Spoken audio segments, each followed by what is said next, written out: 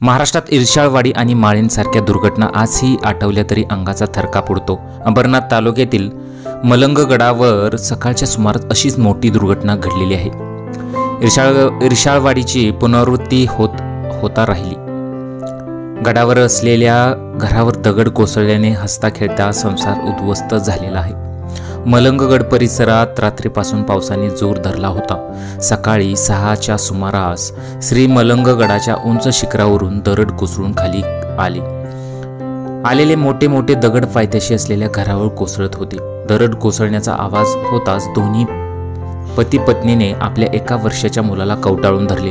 मोठमोठ्या दगडांचे घाव झेलत पित्याने शेवटच्या क्षणापर्यंत आपल्या लेकराचा बचाव केला। यानंतर गंभीर जखमी झालेल्या दोन्ही पती पत्नी उपचारापार्थ शासकीय रुग्णालयात दाखल केले असता गुलाम सय्यद यांस मृत घोषित करण्यात आले, तर 1 वर्षाच्या मुलाला किरकोळ दुखापत झाली आहे। एकंदरीतच काय तर वडील शेवटच्या श्वासापर्यंत झुंजत राहिले। शेवटी आपल्या मुलाला त्यांनी वाचवलेलंच आहे।